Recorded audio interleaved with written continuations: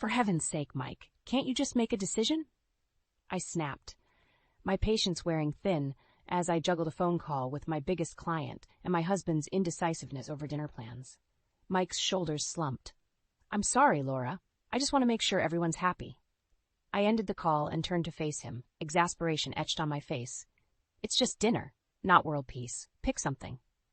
Before Mike could respond, our son Josh trudged into the kitchen, his backpack slung over one shoulder. Hey, Mom, Dad, what's for dinner? Your father hasn't decided yet, I said, shooting Mike a pointed look. Josh shrugged. Whatever's fine. I've got a ton of homework anyway. I felt a pang of guilt. At 16, Josh shouldered more responsibility than most kids his age. How about I whip up some spaghetti? Quick and easy. Sounds great, Mom, Josh said, already heading upstairs. Mike nodded, relief washing over his face. That works for me, too. As I started gathering ingredients, the phone rang again. I glanced at the caller ID and groaned. It's your mother. Mike's eyes widened. Oh, I forgot to tell you, she wants to talk to us about something important. I raised an eyebrow. Important enough to interrupt dinner prep? Maybe we should put her on speaker, Mike suggested timidly. Sighing, I answered the call and hit the speaker button. Hello, Miriam. Laura, dear. Miriam's saccharine voice filled the kitchen. I hope I'm not interrupting anything. Not at all, I lied, catching Mike's grateful smile. What can we do for you? Well, Miriam began, her tone shifting to one of practiced vulnerability, I've been thinking a lot about my living situation. This big house is just too much for me to manage on my own. I froze, a sinking feeling in my stomach.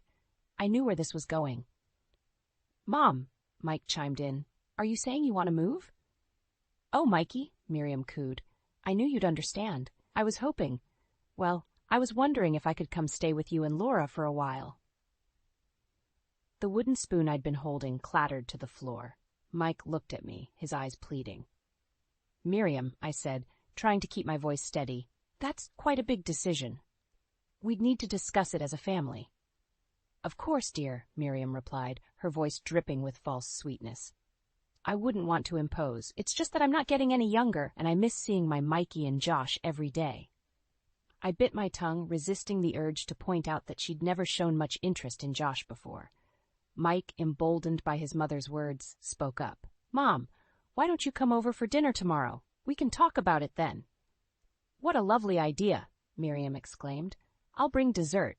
Laura, dear, I hope you don't mind. Not at all, I managed, shooting Mike a look that clearly said we'd be discussing this later. After ending the call, I turned to Mike. You can't be serious about this. Laura, she's my mother, Mike pleaded. She needs us. I took a deep breath, trying to calm the storm brewing inside me. Mike, your mother has never approved of me. How do you think having her here will affect our family? It'll be fine, Mike insisted, his voice lacking conviction. Maybe it'll give her a chance to see how great you are.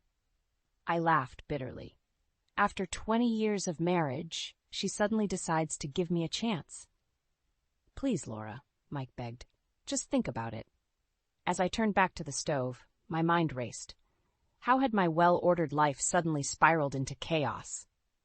I'd always prided myself on being able to handle anything, but the thought of Miriam living under our roof sent shivers down my spine. Little did I know, this was just the beginning of a series of events that would test the very foundations of our family. As I stirred the spaghetti sauce, I couldn't shake the feeling that agreeing to this dinner tomorrow night might be the biggest mistake of my life.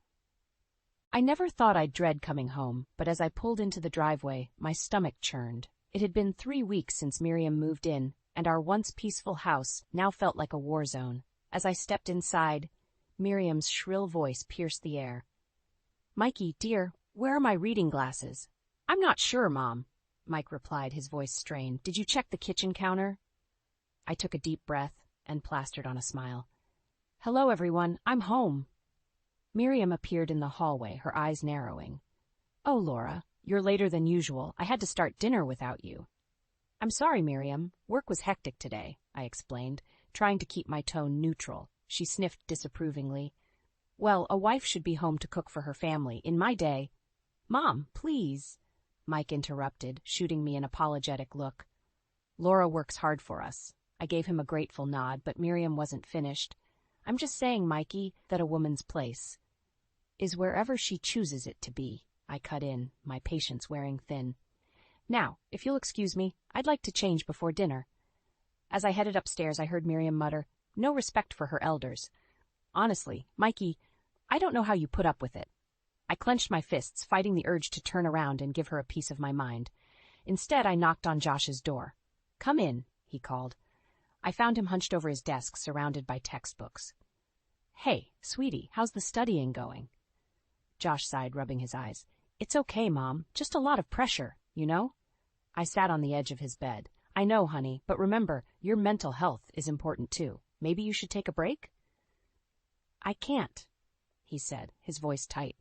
"Grandma Miriam says I need to study harder if I want to get into a good college." My blood boiled. "Josh, listen to me. You're doing great, and pushing yourself too hard isn't healthy.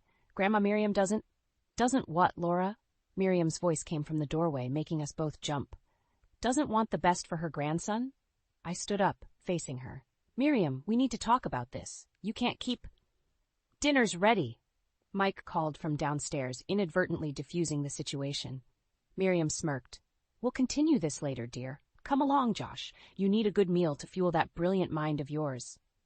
As they left, I caught Josh's eye. He looked torn, and my heart ached for him. Dinner was a tense affair. Miriam dominated the conversation, praising Mike's childhood achievements and not so subtly comparing them to Josh's. "You know, Mikey was top of his class in math," she boasted. "Josh, dear, how are your math grades?" Josh squirmed in his seat. "They're okay, Grandma." "Just okay?" Miriam skied. "Well, I'm sure if your mother spent more time at home—" "That's enough," I snapped, slamming my fork down. "Miriam, I've had it with your constant criticism. This is my home, and I won't have you undermining me or pressuring Josh." The table fell silent. Mike looked between us, his face pale. "Laura, Mom, please." "No, Mike," I said, standing up. "It's time we addressed this. Miriam, when you moved in, we agreed you'd respect our parenting decisions, but you've done nothing but criticize and interfere." Miriam's eyes flashed. "Well, someone has to look out for this family's best interests. Clearly, you're too busy with your career to do so." "Mom," Mike exclaimed, finally finding his voice. "That's not fair. Laura's an amazing mother and wife." I felt a surge of affection for Mike, but it was quickly doused by Miriam's next words. "Oh, Mikey," she said, her voice dripping with false sympathy. "You've always been too soft. It's clear who wears the pants in this family. I just hope poor Josh doesn't suffer for it." As Josh pushed back from the table and fled upstairs, I realized something had to change. This couldn't go on. But as I looked at Mike's conflicted face, I wondered if he'd ever be strong enough to stand up to his mother. Little did I know this dinner confrontation was just the beginning of a storm that would tear our family apart. The next morning, I woke to the sound of hushed voices downstairs. Creeping to the top of the stairs, I listened, my heart sinking with each word. "Mom, I don't know what to do," Mike whispered. "Laura's been so stressed lately." Miriam's voice dripped with false concern. "Oh, Mikey, I've been thinking, maybe it's time Laura took a step back from her job. For the sake of the family, of course." I gripped the banister, my knuckles turning white. How dare she? "I don't know, Mom," Mike replied, uncertainty clear in his voice. "Laura loves her job." "But does she love it more than her family?" Miriam pressed. "Josh's grades are slipping, and you're always so tense. A wife's place is in the home, Mikey. You know that." I'd heard enough. Storming down the stairs, I confronted them in the kitchen. "Is that what you really think, Miriam, that I should give up my career?" Mike jumped, spilling his coffee. "Laura, we were just talking about me behind my back." I finished for him. I heard everything. Miriam had the audacity to look offended. "Laura, dear, we're just concerned about the family's well-being." "No," I snapped. "You're concerned about controlling everyone's lives. This ends now." Just then, Josh trudged into the kitchen, dark circles under his eyes. "What's going on?" "Nothing, sweetie," I said, trying to soften my tone. "How did you sleep?" "Not great," he mumbled. "I was up late studying for my calculus test." Miriam pounced on the opportunity. "See, if you were home more, Laura, you could help Josh with his studies." "That's it," I exploded. "Miriam, I want you out of this house. Today." The kitchen fell silent. Mike looked between us, panic in his eyes. "Laura, please. Mom didn't mean—" "Oh, I meant every word," Miriam interrupted, her mask of politeness finally slipping. "Someone needs to look out for this family's best interests, and clearly it's not you, Laura." Josh's eyes widened. Grandma, that's not fair. Mom works hard for us. Stay out of this, Josh, Mike said, his voice strained. Laura, can we talk about this privately? I shook my head, tears threatening to spill. No, Mike. I'm done talking. Either Miriam leaves or I do. The ultimatum hung in the air, heavy and suffocating. Mike looked torn, his gaze darting between his mother and me. Mikey, Miriam said softly, you can't let her do this. I'm your mother. I held my breath, waiting for Mike to stand up for our family, for me. But as the seconds ticked by, his silence spoke volumes. I see, I whispered, my heart breaking. Josh, go pack a bag. We're leaving. What? Josh exclaimed. Mom? No. Mike finally found his voice. Laura, please, we can work this out. But I was already heading upstairs, Josh reluctantly following. As I threw clothes into a suitcase, my mind raced. Where would we go? What would this mean for our family? Miriam's voice carried up the stairs. Mikey, you can't let them leave. What about my grandson? That was the last straw. I marched back downstairs, suitcase in hand. Your grandson? Josh is my son, Miriam, and I won't let you poison him with your outdated sexist views. Mike stepped between us. Laura, Mom, please. Can't we talk about this calmly? There's nothing to talk about, I said, my voice ice cold. You've made your choice, Mike. You chose your mother over your wife and son. As Josh and I headed for the door, Miriam called out, You'll regret this, Laura. You're tearing this family apart. I turned back, meeting her gaze. No, Miriam. You did that the moment you moved in. With that, Josh and I walked out, leaving behind a stunned Mike and a fuming Miriam. As we drove away, I caught a glimpse of Mike in the rearview mirror, standing in the doorway looking lost. Mom, Josh said quietly, what happens now? I gripped the steering wheel tighter, fighting back tears. I don't know, honey, but we'll figure it out together. Little did I know, this was just the beginning of a battle that would test every ounce of my strength and resolve. 3 days after our dramatic exit, I found myself pacing the floor of Jane's guest room. My best friend had graciously offered us a place to stay while I figured out our next move. Laura, sit down before you wear a hole in my carpet, Jane said, handing me a steaming mug of coffee. I sank onto the bed, my hands shaking. I'm sorry, Jane. I can't believe this is happening. She sat beside me, her lawyer face on. Have you heard from Mike? He's called a dozen times, I sighed. I haven't answered. Maybe you should, Jane suggested gently, at least to discuss Josh's situation. As if on cue, my phone buzzed. Mike's face flashed on the screen. I hesitated, then answered. Laura? Mike's voice was strained. Please, can we talk? I took a deep breath. Fine. Talk. Mom's gone too far this time, he said. I've asked her to leave. My heart skipped a beat. You have? Yes, he replied. I realize now how much damage she's caused. Please, come home. We can work this out. For a moment, hope fluttered in my chest. But then I remembered all the times Mike had failed to stand up for me, for us. I don't know, Mike, I said cautiously. A lot has happened. I know, he pleaded. But I love you, Laura. We can fix this. Before I could respond, I heard Miriam's voice in the background. Mikey? Who are you talking to? My blood ran cold. Mike, is your mother still there? His hesitation was all the answer I needed. You lied to me, I said, my voice barely above a whisper. Laura, wait. I hung up, my hands trembling with rage. Jane looked at me, concern etched on her face. What happened? I relayed the conversation, my anger building with each word. He lied, Jane. He said Miriam was gone, but she's still there. Jane's expression hardened. Laura, I think it's time we discussed your options, legally speaking. As she outlined potential scenarios, divorce, custody arrangements, property division, my mind whirled. Was this really the end of my marriage? A soft knock interrupted us. Josh peeked in, his eyes red-rimmed. Mom, can I talk to you? Jane excused herself, leaving us alone. Josh sat beside me, looking more vulnerable than I'd seen him in years. Mom, I heard you talking to Dad, he said quietly. Are you guys getting divorced? My heart broke. Oh, honey, I don't know yet. Your dad and I have a lot to work through. Josh nodded, then surprised me with his next words. I think maybe you should. What? I gasped. Ever since Grandma moved in, everything's been awful, he continued. Dad never stands up for us, and you're always so sad, Mom. I hate seeing you like this. Tears welled in my eyes as I pulled him into a hug. I'm so sorry, Josh. I never wanted you to be caught in the middle of this. As we held each other, my phone buzzed again. This time it was a text from Miriam. Laura, This childish behavior needs to stop. You're hurting Mikey and destroying this family. If you truly love your son, you'll come home and be the wife and mother you're supposed to be." Rage boiled inside me. How dare she? After everything she'd done, she still had the audacity to lecture me? In that moment, something snapped. I realized I was done being the peacekeeper, done sacrificing my happiness for a family that didn't appreciate me. I looked at Josh, seeing the strength and maturity in his eyes. "You're right, honey. Things can't go on like this." Taking a deep breath, I made a decision that would change our lives forever. It's time to end this, once and for all. As I stood up, determination coursing through me, I knew the real battle was just beginning.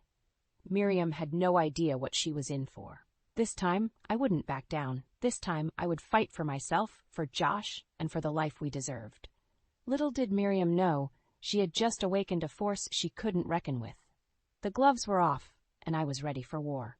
The next morning, I woke with a sense of purpose I hadn't felt in months. Jane had helped me draft a plan of action, and I was ready to reclaim my life. But first, I needed to face Mike and Miriam one last time. As Josh and I pulled into our driveway, my resolve wavered. This house held so many memories, both good and bad. Taking a deep breath, I turned to my son. "You don't have to come in if you don't want to," I said softly. Josh shook his head. "No, Mom, I'm with you." His words gave me strength. We walked to the front door, and I used my key for what I knew would be the last time. The moment we stepped inside, Miriam's voice rang out. Well, look who finally decided to grace us with her presence. Mike appeared from the living room, his face a mixture of relief and anxiety. "Laura, Josh, thank God you're home." "We're not staying," I said firmly. "We're here to collect our things." Miriam scoffed. "Don't be ridiculous. This tantrum has gone on long enough." I ignored her, focusing on Mike. "I've made my decision, Mike. I want a divorce." The color drained from his face. "Laura, please, we can work this out." "Can we?" I challenged, because from where I'm standing, nothing's changed. Your mother's still here, still controlling our lives. Miriam stepped between us. "Now see here, young lady, you can't just throw away 20 years of marriage because you're feeling a little unappreciated." Something inside me snapped. "A little unappreciated? You've done nothing but undermine and belittle me since the day you moved in. And you," I turned to Mike, "you've let her do it, every single time." Mike reached for my hand, but I pulled away. "Laura, I love you. Please don't do this." "If you loved me," I said, my voice breaking, "you would have stood up for me, for us."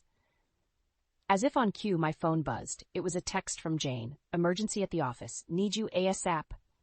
I looked at Mike and Miriam, suddenly realizing how small they seemed, how insignificant their drama was compared to the life I'd built for myself. "I have to go," I said. "Work emergency. Josh, can you start packing your things?" Miriam's eyes flashed. "Work? You're choosing work over your family? I always knew you were selfish, but that's enough." To everyone's surprise, it was Josh who spoke up. "Grandma, you don't get to talk to Mom like that, not anymore." Pride swelled in my chest as Josh stood tall, facing down his grandmother. Mike looked between us, confusion and hurt etched on his face. "Josh, buddy, what are you saying?" he asked. "I'm saying I'm going with Mom," Josh replied. "I'm tired of the fighting, of walking on eggshells in my own home. Mom's the only one who's ever put me first." Miriam gasped dramatically. "Mikey, are you going to let them leave? They're tearing this family apart." As Mike hesitated, torn between his mother and his family, my phone buzzed again. Jane's message flashed on the screen. "Laura, it's about the house. You need to see this now." A chill ran down my spine. What could be so urgent? I looked at Mike, seeing the conflict in his eyes. For a moment, I almost wavered, but then I remembered all the times he'd chosen his mother over me, over our family. "Josh, change of plans. We need to go to Aunt Jane's office right away," I said, my voice steady. "Mike, we'll be back for our things later. Have them ready." As we walked out the door, I heard Miriam's shrill voice. "Mikey, do something!" But Mike remained silent, and that silence spoke volumes. In the car, Josh looked at me, worry creasing his brow. "Mom, what's going on?" I gripped the steering wheel, my mind racing. "I don't know, honey, but whatever it is, we'll face it together." As we drove towards Jane's office, I couldn't shake the feeling that our lives were about to change dramatically. Little did I know, the bombshell waiting for us would alter the course of our future forever. Jane's office was a flurry of activity when Josh and I arrived. She ushered us into her private room, her face grim. "Laura, I'm glad you're here," she said, closing the door. "We've uncovered something troubling." My heart raced. "What is it, Jane?" She pulled out a thick file. "I've been looking into your financials, preparing for the divorce proceedings. Laura, there are some significant discrepancies." As Jane explained, my world tilted on its axis. Apparently, large sums of money had been systematically withdrawn from our joint accounts over the past year. Money I knew nothing about. "How much?" I whispered, dreading the answer. Jane's voice was soft but firm. "Nearly $500,000, Laura." The room spun. I gripped the edge of her desk, trying to steady myself. That's impossible. I would have noticed." "Mom?" Josh's voice sounded far away. "What does this mean?" I turned to my son, seeing the fear in his eyes. "I don't know, honey, but we'll figure it out." Jane continued, her lawyer mode in full swing. "There's more. The withdrawals coincide with Miriam's move-in date, and they've been transferred to an offshore account." The pieces started falling into place. Miriam's sudden interest in living with us, her constant undermining, her attempts to drive a wedge between Mike and me. It had all been a calculated plan. "She's been stealing from us," I said, my voice barely above a whisper. "And Mike, he must have known." Josh stood up, anger flashing in his eyes. "How could Dad do this to us?" I pulled him into a hug, my mind racing. "I don't know, sweetie, but we're going to find out." Just then, my phone buzzed, a text from Mike. "On our way to Uncle Bob's funeral. Why aren't you answering my calls? We need to talk." A cold determination settled over me. This was my chance. "Jane," I said, my voice steadier than I felt, "what are my options?" She leaned forward, all business. "We can file for an emergency injunction to freeze the accounts, and with this evidence, we have a strong case for divorce on grounds of financial infidelity." I nodded, a plan forming. "Do it, and I need one more thing." 20 minutes later, Josh and I were back home. Mike and Miriam would be gone for hours, giving us the time we needed. "Mom, are you sure about this?" Josh asked as we packed our essentials. I paused, looking around the home we'd built together. "No, honey, but I'm sure we can't stay here anymore." As we worked, I drafted a text to Mike. "I know about the money. Don't bother coming home. You'll be hearing from my lawyer." My finger hovered over the send button. This was it, the point of no return. With a deep breath, I pressed send. Moments later, my phone exploded with calls and texts from Mike. I ignored them all. As Josh and I loaded the last of our things into the car, I took one final look at the house. So many memories, good and bad. But it wasn't home anymore. It hadn't been for a long time. "Ready?" I asked Josh. He nodded, a mix of sadness and determination in his eyes. "Ready, Mom." We drove away, leaving behind the life we'd known. I had no idea what the future held, but I knew one thing for certain. Miriam and Mike had underestimated me. They thought I was weak, that I'd roll over and accept their betrayal. They were about to learn how wrong they were. As we pulled into the driveway of our new apartment, my phone buzzed again. This time it was Miriam. "You ungrateful witch! How dare you accuse us of stealing? You'll regret this, Laura. Mark my words." I smiled grimly, feeling a strange sense of calm. The battle lines were drawn. Miriam wanted a war? Fine, she was about to find out just how formidable an opponent I could be. Little did she know I had one more ace up my sleeve. And when I played it, their whole world would come crashing down. The morning after we moved into our new apartment, my phone exploded with notifications. Mike and Miriam had returned from the funeral, and all hell had broken loose. "Laura, open this door right now." Mike's voice boomed through the intercom. I glanced at Josh, who was pale but resolute. "Should we let them up, Mom?" he asked. I took a deep breath. "No, honey, we're doing this on our terms now." I pressed the intercom button. "Mike, I told you, it's over. You'll be hearing from my lawyer." "Lawyer?" Miriam's shrill voice cut in. "You ungrateful hussy. After everything we've done for you." I laughed bitterly. "Everything you've done? You mean stealing $500,000 from us?" There was a moment of stunned silence. Then Mike's voice suddenly small. "Laura, please, let me explain." "There's nothing to explain," I replied, my voice ice cold. "I know about the offshore account, Mike. I know about everything." More pounding on the lobby door. "You can't keep my grandson from me," Miriam screeched. Josh stepped forward, anger flashing in his eyes. "I'm not your property, Grandma. I chose to come with Mom." Pride swelled in my chest, but before I could respond, my phone buzzed. It was Jane. "Laura, turn on the news, now." With shaking hands I flipped on the TV. My jaw dropped as I saw Mike's face plastered across the screen, the headline screaming, "Local businessman implicated in major embezzlement scheme." "Oh my God," I whispered. Josh's eyes widened. "Mom, what's happening?" Before I could answer, there was a commotion downstairs. Through the window, I saw police cars pulling up, officers rushing towards Mike and Miriam. My phone buzzed again. This time it was a text from Mike. "What have you done?" I stared at the message, a mix of emotions swirling inside me. Part of me felt vindicated, but another part ached for the man I'd once loved. "Mom?" Josh's voice pulled me back. "Did you do this?" I turned to my son, seeing the confusion and hurt in his eyes. "No, honey, I didn't know about the police, but I did tell Jane to look into Dad's finances." Josh nodded slowly, processing. "So what happens now?" As if in answer, there was a knock at the door. I opened it to find two stern-faced detectives. "Mrs. Thompson, we need to ask you some questions about your husband's financial activities." For the next 2 hours, Josh and I were interrogated separately. They wanted to know if I was involved, if I had benefited from the embezzled funds. By the time they left, I felt drained and hollow. I found Josh sitting on the couch, staring blankly at the TV. The news was still covering the story, now showing footage of Mike and Miriam being led away in handcuffs. "Oh, Josh," I said, pulling him into a hug. "I'm so sorry. I never meant for things to go this far." He clung to me, his body shaking with silent sobs. "It's not your fault, Mom. They did this, not you." As we sat there, holding each other, my phone buzzed once more. It was Jane. "Laura, I've got more news. The house, it's not just in your name. It's part of a trust set up by Mike's late father for Josh." I gasped. "What?" "Miriam and Mike have been trying to break the trust for months. That's where the money was going. They were paying off judges, trying to get control of Josh's inheritance." The pieces fell into place.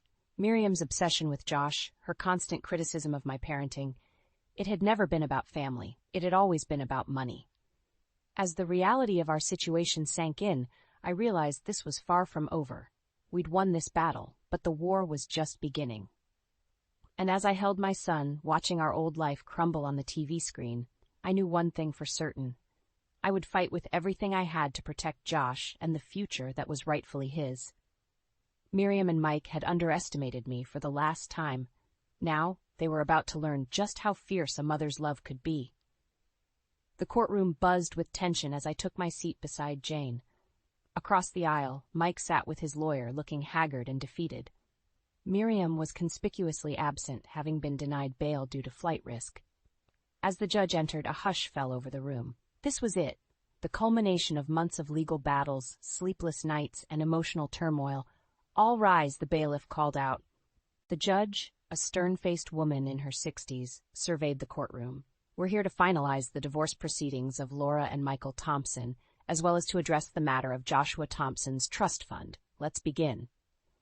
For the next hour, lawyers presented arguments, financial records were scrutinized, and witnesses were called. Through it all, I kept my eyes fixed on Josh, who sat in the gallery, his face a mask of determination. Finally, the judge cleared her throat. "Having reviewed all the evidence, I'm ready to make my ruling." My heart pounded as she continued. "First, regarding the divorce. Given Mr. Thompson's financial misconduct and the evidence of emotional abuse, I'm granting the divorce in favor of Mrs. Thompson." A wave of relief washed over me, but it was short-lived. "As for the matter of Joshua Thompson's trust fund," the judge continued, "I find the attempts by Mr. Thompson and his mother, Miriam Thompson, to illegally access these funds to be reprehensible." Mike's head dropped into his hands. "The trust will remain intact, with Mrs. Laura Thompson appointed as sole trustee until Joshua reaches the age of 25. I let out a breath I didn't know I'd been holding. We'd won. It was over, but as I turned to smile at Josh, the courtroom doors burst open. Miriam, somehow out on bail, stormed in. "This is an outrage," she screeched. "You can't do this to my family." The judge banged her gavel. "Mrs. Thompson Sr., you are out of order. Bailiff, remove her immediately." As the bailiff approached, Miriam's eyes locked on mine. In that moment, I saw the full extent of her hatred and desperation. "You!" she spat. "You've ruined everything." Before anyone could react, she lunged at me, her hands clawing at my face. I stumbled backward, shocked by the ferocity of her attack. "Mom," Josh yelled, rushing forward. In the chaos that followed, I heard Mike's voice rise above the din. "Mother, stop! It's over!" The bailiff finally restrained Miriam, who continued to shriek and struggle. As they dragged her away, I saw something I never expected. Mike was crying. Our eyes met across the courtroom. For a moment, I saw a glimmer of the man I'd once loved, lost, broken, and finally free from his mother's control. "I'm sorry, Laura," he mouthed before being led away by his lawyer. As the courtroom settled, the judge called for order. "In light of this incident, I'm adding a restraining order against Miriam Thompson. She is to have no contact with Laura or Joshua Thompson." With a final bang of her gavel, it was truly over. Outside the courthouse, Josh hugged me tight. "We did it, Mom. We're free." I held him close, marveling at his strength. "Yes, we are, honey. We're free." Jane approached, a wide smile on her face. "Congratulations, Laura. You were amazing in there." I shook my head. "We were amazing. I couldn't have done this without you, Jane." As we walked away from the courthouse, I felt a weight lift from my shoulders. The road ahead wouldn't be easy, but for the first time in years, I felt hope. That night, as Josh and I sat in our new apartment, surrounded by half-unpacked boxes, I realized something profound. "You know, Josh," I said, "for years I thought I was fighting for our family. But really, I was fighting for us, you and me. We're the family that matters." Josh smiled, his eyes shining. "We always were, Mom. We always will be." As I hugged my son, I knew that whatever challenges lay ahead, we'd face them together. Miriam and Mike had tried to break us, but they'd only made us stronger. In the end, love, real, unconditional love, had triumphed over greed and manipulation. And as I looked at Josh, I knew that was the greatest victory of all. "What, you're moving? Seriously? No heads up, no discussion?" "Well, fine. You guys better help. Heck, my stuff too." My sister-in-law suddenly started ordering us around when she learned we were moving houses. My husband calmly responded to her imposing attitude, "Sure, but where's your house?" "I'm Ava, a 35-year-old housewife. I live with my husband, Michael, and our 2 sons, making us a family of 4. We had our first son right after getting married, and our second 2 years later, so they're now 6 and 4 years old. Michael and I met at a party thrown by a friend. At that time, I was a nurse, and he was a doctor. We both laughed at our meeting place. It wasn't a hospital but a party. Having the same profession helped us click right away. Although he's 3 years older than me, he's young at heart in a good way, and we always had engaging conversations. He was assertive on that show, showing his manliness and reliability, which drew me to him more and more. We started dating and got married a year later. Soon after, we had our first child and have been building our home together since then. I quit my job to focus on child rearing and household chores, and he works hard to support our family. He's always been kind to me, even after marriage and having kids. Thanks for always cooking and cleaning, Ava. I can work with peace of mind because you take care of our home. He always expresses his gratitude, making me feel truly happy. On his days off, he helps the kids too. I'm grateful to have met such a wonderful man. Our happy and harmonious relationship has helped our children grow well and become good kids. Our current apartment became too small, so we decided to build our own house before our oldest son starts elementary school. We visited real estate agents and looked at various properties, discussing our ideals and wishes. This helped us solidify the image of our new home. Finally, with our dream home design set, we started building our new house. When we visited the in-laws during New Year's, we shared our news, and they revealed they were thinking of moving out too. We're getting older, you know. Rather than staying here as we age, we're thinking of moving into a high-end facility for a more comfortable life. They planned to sell their house, but the desired place was popular with a wait of about 6 months. Hearing this, my husband made a suggestion to the in-laws. "We won't be moving into our house for another 6 months, so how about we all live together here until then? That way, we can be there for you if you need anything, and it'll save us on rent. Plus, the kids are really cramped in our current place. This house is spacious enough for them to live." Comfortably, my husband suggested this, and the in-laws agreed, nodding at the idea. So, we began our temporary living arrangement with them. We immediately canceled our apartment lease, packed up, and moved in with the in-laws. "Thank you, Olivia and Robert, for having us," I said. "The pleasure is ours, Grandma, Grandpa." "Let's play," said the kids excitedly. "Lots me too." Sure, let's play a lot, but first, let's put away our stuff, replied my husband.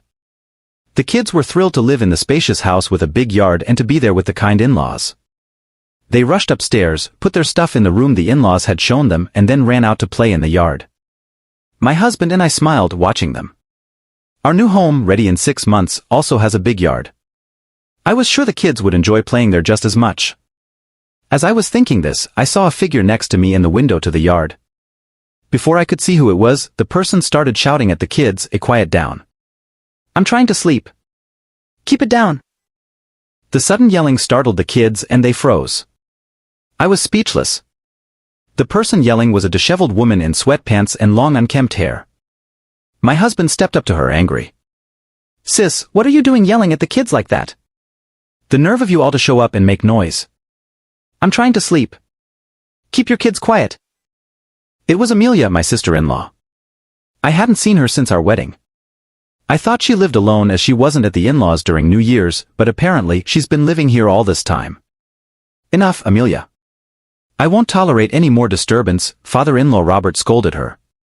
Amelia retreated to her room, but the kids were too scared to play outside anymore and came back in.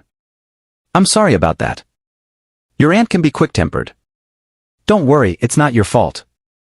Kids should be outside, running around," Robert reassured the kids, calming them down. "I'm making some snacks and tea. Let's all have some," mother-in-law Olivia said, and the kids, forgetting the incident, hurried to wash their hands. In the meantime, my husband asked the in-laws about Amelia. "Doesn't sis ever leave the house?" he questioned. "Yeah, she's been staying here all this time.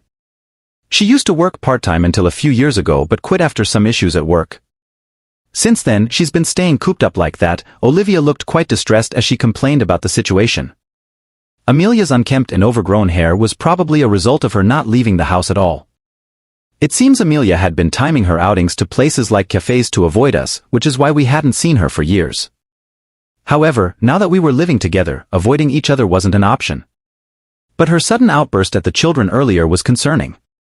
I started to feel uneasy about this cohabitation. Then dinner time came, but Amelia didn't come down to the dining table. When my husband asked the in-laws if we should call her, they replied, "She doesn't want to eat with us." And they seem to have given up. It's been like that for years. She apparently waits until the in-laws have finished eating before coming down. She was essentially in a state of total seclusion. While being a recluse isn't inherently bad, her earlier outburst at the kids was troubling. Neither my husband nor I knew how to interact with Amelia, who we barely met before. I had no idea my sister was living here too. Sorry about this, my husband even apologized to me. Despite my apprehensions, the cohabitation was temporary and I braced myself for the challenges ahead. The next day, after the kids went to kindergarten and my husband went to work, Amelia got up around noon and came into the living room. Seeing me, she looked surprised. "Why are you here?" I was confused. Before I could respond, she asked, "You're still staying?" I realized she might not know about the arrangement. "Didn't Olivia and Robert tell you?" I asked. "Tell me what?" she replied. This seemed like a chance to have a proper conversation with her, so I politely introduced the situation. "We started living here temporarily from yesterday, living here together," I said. "Yes, Amelia. I hope we can get along," I said, bowing my head. This made Amelia angry and she clenched her fist. "What? I didn't know about this. You just showed up and now we're living together? Get out right now." Her sudden outburst took me by surprise again. Olivia rushed over, alarmed by the loud noises. "What's going on, Amelia? Why are you upset?" Amelia vented, "Mom, what's this about living together? You can't just decide that. I absolutely don't want to live with this woman and her noisy kids." I was angry, but I knew getting emotional would only escalate the situation. I maintained my composure and responded calmly, "I'm sorry, Amelia. We'll do our best not to cause any trouble. Please bear with us," I said, bowing my head again. However, Amelia continued with her hostile attitude. "You think you're acting like an adult now?" she accused. "No, I didn't mean." I started. "You're just looking down on me, aren't you? Thinking you're better because you married a doctor," she provoked. "Stop it, Amelia. Don't say such horrible things to Ava." I retorted. "Shut up. You probably wish I was never born and only Michael was your child." Amelia retorted. That's not true. Why do you belittle yourself like this? I can tell when you're lying to me. Don't underestimate me. Amelia exclaimed, pouring hot water into instant noodles before retreating to her room upstairs. I'm so sorry, Ava. Ever since she failed her university entrance exam, she's been like this. She was always a sensitive child. I knew she didn't get along well with her classmates. She often had these kinds of paranoid thoughts, Olivia explained. Is that so? I replied. She even quit the private university she got into as a backup, saying it wasn't the right fit. We've encouraged her to at least work part-time, but she quits almost immediately. She hops from job to job for a while, and even the one part-time job she stuck with for a bit, she suddenly quit one day and has been like this ever since. Robert and I are getting older and don't have the energy or strength to argue anymore. We're really at a loss. Hearing Olivia's story, I was overwhelmed. Were they that troubled by how to handle Amelia? My husband had mentioned that Amelia was delicate and difficult to deal with, but he didn't know she was still living here, so he probably hadn't heard this from the in-laws. Maybe the kind-hearted in-laws didn't want to burden him with these details. Realizing the seriousness of the issue, I suggested we should all sit down and discuss it together, including my husband. Olivia agreed, and that night, my husband and I, along with the in-laws, discussed Amelia's situation. My husband was surprised by how serious it was. We need to do something urgently, he said. First, we needed to understand why Amelia was not working. If we could figure out why she quit her part-time jobs, it might help us find a solution. My husband immediately went to talk to Amelia. Sis, can I talk to you for a minute? He asked. What? I'm busy, she replied. Sorry to disturb you, I just wanted to talk, he said, trying to approach her gently. At first, Amelia was cold and standoffish, but gradually she started talking. It's always someone else's fault, never mind, she said. I see, that must have been tough, my husband listened patiently. And when he came out of her room, he looked exhausted. He shared with me that he asked her about the job she quit. It's just complaints about others, and she doesn't think she's at fault. But listening to her, it seems like most of the problems were actually caused by her, he shared with me. That's tough, I said, realizing how complex the situation was. However, it was good that she was at least starting to open up to my husband. Despite his busy schedule, my husband continued to communicate with Amelia even in the evenings and on his days off. Perhaps because of that, Amelia started coming down to the dining table when the in-laws or we were there, and we began eating meals together. The in-laws were delighted that she had started eating with us. Amelia, shall I serve you some rice? I asked. Yes, please. Today we have chicken. It's tasty. I'll give you one of Dad's pieces, I said. Thank you, she replied. Watching the in-laws interact happily with Amelia made me smile. The boys, seeing that Amelia wasn't as intimidating as before, ate their meal without much weariness. Good job, Michael, I said, appreciating my husband's efforts. He sighed. Oh well, this is just the first step, he said. That there was still a lot to do for Amelia's independence, especially since we and the in-laws would not be living with her in a few months. Amelia started coming down to the living room during the day and slowly began interacting with the children. I thought this was a positive sign in Amelia. If she wanted to help with dinner preparation, you're really bad at cooking, Ava. And you're not even pretty. How did you manage to seduce Michael? Did you use your body? You seem like the type who's bad with men, you know, the kind of unattractive woman who somehow keeps getting guys. That's you. It seems she couldn't feel satisfied unless she was looking down on others. I was angry, but I endured it, thinking it was only for a little while longer. However, Amelia's harassment escalated. One day, Olivia was in the hospital and Robert was out with friends, leaving me alone with Amelia at lunchtime. I'm hungry, Ava. Make me something, Amelia said reluctantly. I made pasta for both of us, but then, wow, this looks awful, she said and did something shocking. I can't eat this, she exclaimed and threw the pasta I had made right into the trash can. Even I couldn't hold back at that. What are you doing?